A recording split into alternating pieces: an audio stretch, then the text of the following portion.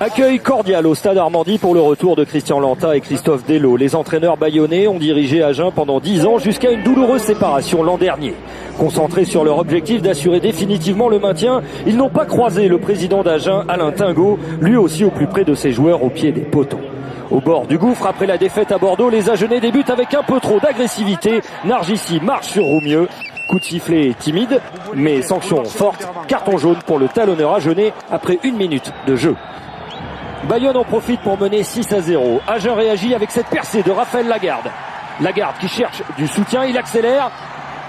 Lagarde stoppé tout près de la ligne, il trouve Jean Monribaud qui aplatit dans l'embut. Superbe travail de l'ouvreur Raphaël Lagarde pour un essai en forme de symbole de Jean Monribaud, futur joueur de Bayonne. L'essai est transformé, Agen mène 7-6. Dans la minute qui suit, chandelle de Scott Spedding. À la retombée, Faoso et Lagarde se gênent et le ballon est récupéré par Sam Gerber. Gerber qui transmet à Guillaume Rouette, qui accélère. Rouette qui donne derrière lui pour Romieux. C'est manqué, mais c'est récupéré par Scott Spedding qui plonge dans l'embut. Les Agenais n'ont pas eu le temps de prendre confiance, ils restent fébriles. Et Bayonne en profite pour reprendre l'avantage au score. L'essai de Spedding est transformé par Podgitter. 13-7 pour l'Aviron après un gros quart d'heure de jeu. 25e minute, on retrouve Spedding pour une nouvelle chandelle, captée cette fois par Raphaël Lagarde.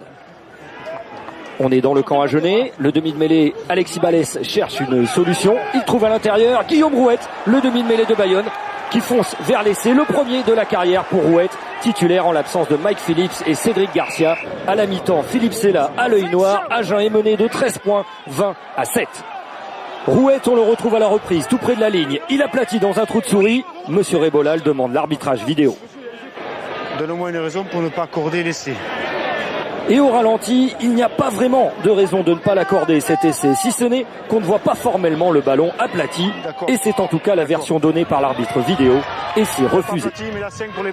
Agen grignote alors un peu son retard, plus que 7 points, 20-13. Et Bayonne est à 14 après un carton jaune pour Areux. Agen tente des coups, comme ici Alexis Balès qui s'échappe. Il est tout seul, mais il est dans les 22 mètres de Bayonne. Il ralentit pour trouver Rémi Vaquin, le 3e ligne, qui résiste à plusieurs plaquages pour marquer le 2e essai de son équipe. Pour Agen, c'est l'essai de l'espoir. Un essai transformé qui permet aux Agenais de revenir au score. 20 partout, il reste 20 minutes à jouer. Christian Lanta et Christophe Delot doivent remobiliser les Bayonnais qui reprennent l'avantage 23-20 et semblent plus frais en fin de match. Podgitter lance Lovo Balavou qui retrouve à l'intérieur Rocco Socco. Intérieur encore pour Scott Spedding qui va marquer son 2e essai, son 4e cette saison. Spedding, meilleur marqueur de l'Aviron. C'est l'essai de la victoire pour les Bayonnais qui décrochent leur 2e succès à l'extérieur cette saison. C'est surtout un essai qui crucifie Agen, battu sur sa pelouse, sans bonus défensif, 30-20. Des Agenais très abattus au coup de sifflet final avec quelques larmes dans les yeux. Relégables à 5 journées de la fin, ils savent qu'ils s'approchent de la descente en Pro D2. Il nous restait plus beaucoup de cartouches dans le fusil. Et voilà, c'est dur à s'exprimer parce que bon, voilà, c'est difficile à vivre quoi, c'est difficile. Bien sûr qu'on ne dit pas ça y est on est en Pro D2, mais oui bien sûr qu'on a un pied en Pro D2, donc voilà, c'est comme ça, c'est difficile, c'est dur en plus à chaud comme ça après le match, après la défaite, c'est assez compliqué, tout le monde a la tête dans les chaussettes, donc voilà, c'est difficile.